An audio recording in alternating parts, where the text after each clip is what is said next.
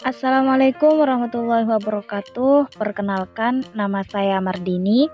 Saya dari kelompok 3. Pada pertemuan kali ini, saya akan sedikit menjelaskan materi mengenai ruang vektor dan ruang Euclid. Nah, berhubung ini tugas kelompok, jadi saya tidak sendirian di sini. Saya akan dibantu oleh teman-teman kelompok saya, yaitu yang pertama ada Zuriana, kemudian ada Videla, Lydia Sari, Hamdani, dan juga Supriyadi, di mana nantinya mereka akan membantu saya dalam menyampaikan atau menjelaskan materi-materi mengenai ruang vektor dan Euclid ini. Nah, untuk penyampaian materi pertama di sini saya akan menjelaskan mengenai apa itu ruang vektor dan juga definisi daripada ruang Euclid. Nah, ruang vektor pada ruang Euclid adalah struktur matematika yang dibentuk oleh sekumpulan vektor, yaitu objek yang dapat dijumlahkan dan dikalikan dengan suatu bilangan yang dinamakan skalar. Untuk definisi ruang Euclid Rn itu sendiri, yaitu merupakan semua himpunan ordered n plus dalam kurung A1, A2, sampai seterusnya, yaitu sampai AN yang disebut ruang N dan dinotasikan dengan Rn. Ruang Euclid merupakan ruang vektor karena dapat dilakukan dua pengoperasian penjumlahan dan perkalian dengan skalar, sehingga memiliki 8 aksioma yang berlaku. Ruang Euclid merupakan ruang hasil kali dalam, yaitu inner product, karena merupakan operasi hasil kali dalam perkalian titik untuk ruang Euclid. Definisi ruang vektor dalam N Euclid. Jika N adalah bilangan bulat positif, maka orderan N2 plus adalah sekelompok N bilangan real yang disebut ruang vektor berdimensi N. Dan semua himpunan orderan N2 plus ini disebut ruang N dan dinotasikan dengan Rn. Di R2, vektor dinyatakan dengan pasangan terurut dua bilangan real. Misalkan vektor U sama dengan U1, U2, di mana U adalah vektor yang berpangkat di 0,0,0 dan berujung di vektor U1, U2, dan U3 pada bidang X, Y, Z, sedangkan U1, U2, dan U3 adalah komponen. Kemudian penjumlahan vektor. Jika diberikan vektor U sama dengan U1, U2 dan vektor V sama dengan V1, V2, maka vektor U ditambah vektor V sama dengan U1 ditambah V1, kemudian U2 ditambah V2. Sedangkan untuk vektor U sama dengan U1 ditambah U2, maksud saya U1, U2, U3, dan vektor V sama dengan V1, V2, V3, maka vektor U ditambah vektor V sama dengan U1 ditambah V1, U2 ditambah V2, U3 ditambah V3. Nah, untuk penjumlahan vektor ini juga dapat dilakukan secara geometri. Baiklah, itu sedikit pemaparan materi mengenai definisi ruang Euclid dan juga definisi ruang vektor dari saya. Untuk selanjutnya yaitu mengenai perkalian skalar vektor yang akan disampaikan oleh teman saya, saudari Zuriana. Assalamualaikum warahmatullahi wabarakatuh. Perkenalkan, nama saya Zuriana. Di sini saya akan menjelaskan tentang perkalian skalar vektor dan aksioma ruang vektor Euclid. Baik, yang pertama itu ada perkalian skalar vektor. Jika diberikan vektor U sama dengan elemennya ada U1, U2 dan sembarang bilangan real A, atau biasanya kita sebut dengan konstanta, maka perkalian skalar vektor A yaitu A vektor U sama dengan A dikali U1, U2 sama dengan A U1, A U2. Perhatikan gambar berikut menunjukkan perkalian vektor secara geometri. Jadi di gambar tersebut adalah perkalian skalar sebagai dilatasi bidang. Baik, selanjutnya itu ada aksioma ruang vektor Euclid. Jika vektor U sama dengan elemennya ada U1, U2 sampai Un, dan vektor V sama dengan V1, V2 sampai Vn, dan vektor W sama dengan W1, W2 sampai Vn, maka vektor V dalam Rn dengan K dan L adalah sebagai skalar.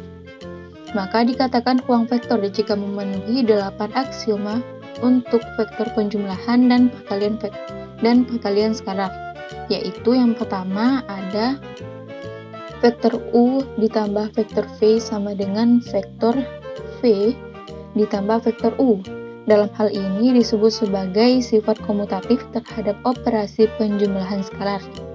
Yang kedua ada vektor U ditambah vektor V tambah vektor W sama dengan dalam kurung vektor U ditambah vektor V ditambah vektor W.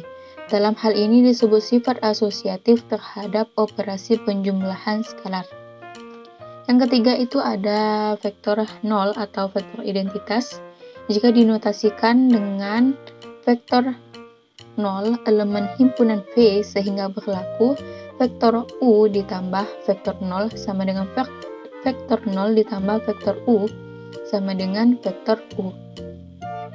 Yang keempat ada vektor U elemen himpunan V mempunyai vektor negatif jika dinotasikan dengan jadi seperti minus vektor U elemen himpunan V sehingga berlaku vektor U ditambah minus vektor U sama dengan minus vektor U ditambah vektor V sama dengan 0. Yang kelima ada KL dikali vektor U sama dengan K dikali L dikali vektor U. Dalam hal ini disebut sifat asosiatif perkalian dengan skalar.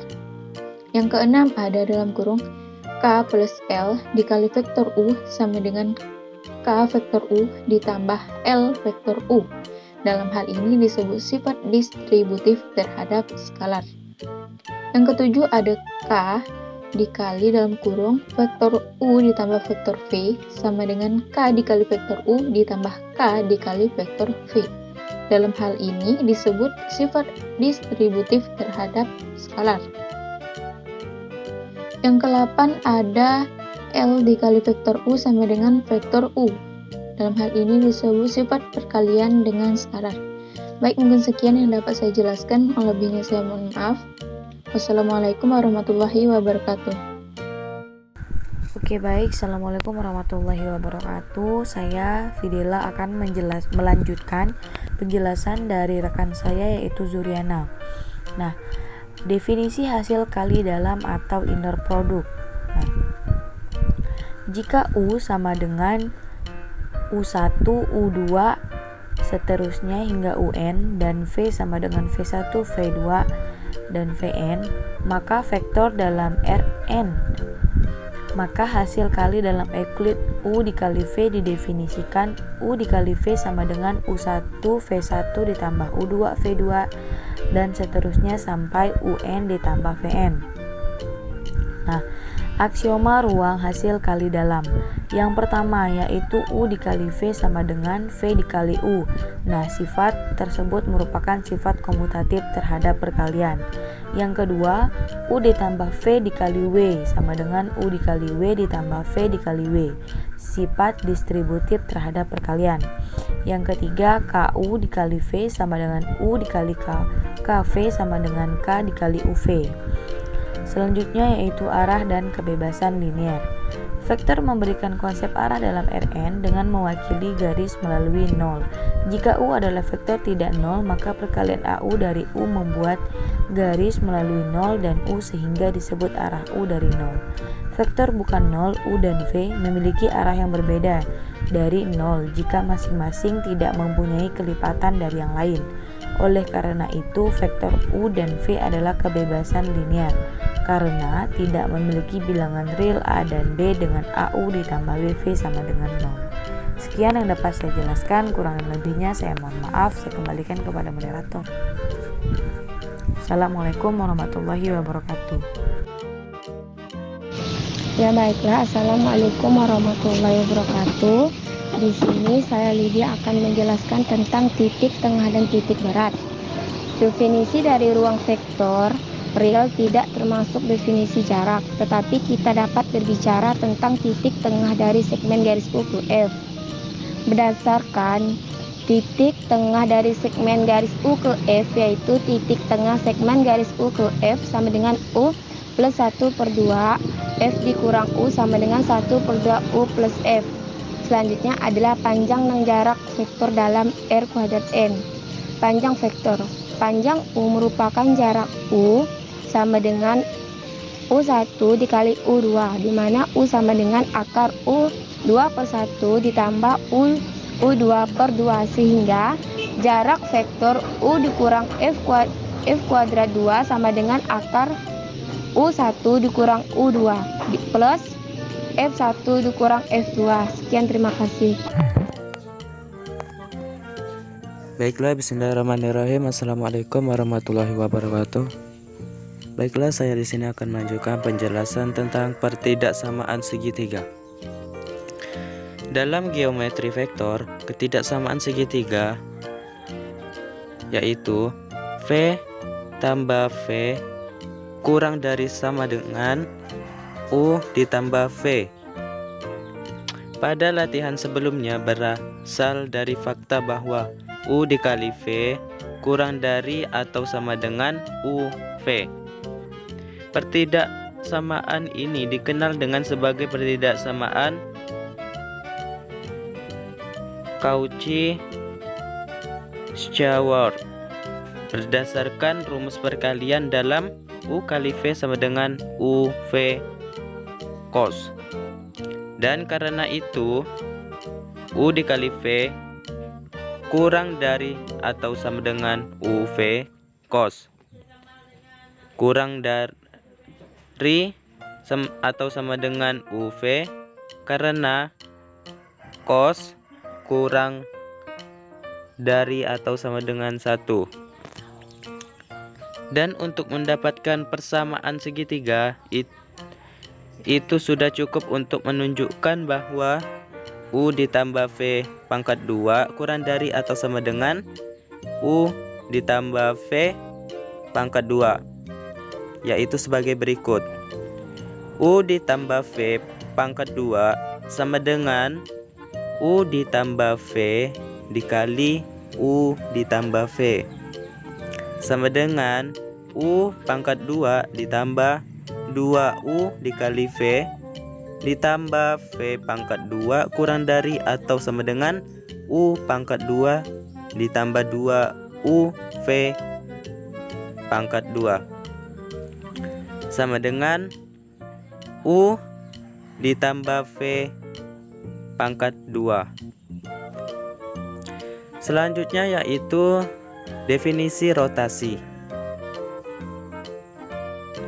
Rotasi adalah proses memutar bangun geometri terhadap titik tertentu yang dinamakan titik pusat rotasi dan ditentukan oleh arah rotasi dan besar sudut rotasi. Titik pusat rotasi adalah titik tetap atau titik pusat yang digunakan sebagai acuan dalam menentukan arah dan besar sudut rotasi. Arah rotasi disepakati dengan aturan sebagai berikut. Pertama, jika perputaran berlawanan dengan arah putar jarum jam, maka rotasi ini bernilai positif. Yang kedua, jika perputaran searah jarum jam, maka rotasi ini bernilai negatif. Mungkin hanya ini yang dapat saya sampaikan. Kurang lebihnya mohon maaf. Wallahul muwaffiq ila aqwamit thoriq. Wassalamualaikum warahmatullahi wabarakatuh. Baik, kalau teman saya tadi menjelaskan tentang definisi rotasi, di sini saya akan melanjutkan tentang rotasi tersebut. Yang mana yang pertama itu adalah rotasi matrik. Kita mendefinisikan rotasi di ruang dimensi 2 memiliki fungsi ruang dimensi C, S, di mana C dan S adalah dua bilangan real, sehingga C kuadrat ditambah S kuadrat sama dengan 1. Dapat diartikan ruang dimensi C, S sebagai fungsi dari X, Y ke Cx min Sy, Sx plus Cy. Tapi dapat pula diartikan koefisien matrik dari X, Y dirumuskan dengan matrik C min S, Sc, di mana C sama dengan kosinus dan S sama dengan sinus. Jadi rotasi matrik yang dapat ditulis X, Y ke Cx min Sy, Sx plus Cy adalah matrik C min S, Sc, matrik Xy sama dengan Cx min Sy, Sx plus Cy. Bilangan yang kedua adalah bilangan kompleks. Salah satu keuntungan dari matriks ini adalah bisa digunakan untuk mengeneralisasi gagasan notasi ke sejumlah dimensi. Tapi untuk notasi di ruang dimensi 2, ada notasi yang lebih efisien daripada penggunaan rotasi matrik cos theta min sin theta cos theta. Bentuk umum dari bilangan kompleks itu adalah cos theta plus i sin theta, di mana i sama dengan akar kuadrat min 1. Kita artikan titik X, Y adalah anggota dari ruang dimensi 2 dengan bilangan kompleks Z sama dengan X plus Y, dan kita putar melalui sudut theta di 0 dengan mengalihkannya dengan cos theta dan i sin theta. Sehingga prosedur ini dapat dikerjakan karena i kuadrat sama dengan min 1. Oleh karena itu, cos theta plus i sin theta X plus Y sama dengan X cos theta min sin theta plus i X sin theta plus Y cos theta. Berikutnya adalah rotasi terhadap titik pusat 0. Jika titik P, X, Y diputar sebesar theta radian berlawanan dengan arah putar jarum jam yang ditulis dengan R plus theta terhadap titik pusat 0, maka diperoleh bayangan titik P aksens, X aksens, Y aksens, sehingga terdapat hubungan sebagai berikut. E aksens sama dengan X cos theta min Y sin theta. Sementara Y aksens sama dengan X sin theta ditambah Y cos theta. Yang terakhir adalah rotasi terhadap titik pusat A atau titik pusat. Jika P, X, Y diputar sebesar theta radian yang berlawan arah dengan arah putar jarum jam yang ditulis dengan R plus theta terhadap titik pusat A, B, maka diperoleh bayangan titik P akses, X akses, Y akses, sehingga terdapat hubungan sebagai berikut. X akses min A sama dengan X min A cos theta min Y min B sin theta. Sementara kalau Y akses min B sama dengan X min A sin theta plus Y min B cos theta. Mungkin hanya ini yang bisa kami sampaikan. Wallahul muwaffiq ila aqwamit thoriq. Wassalamualaikum warahmatullahi wabarakatuh.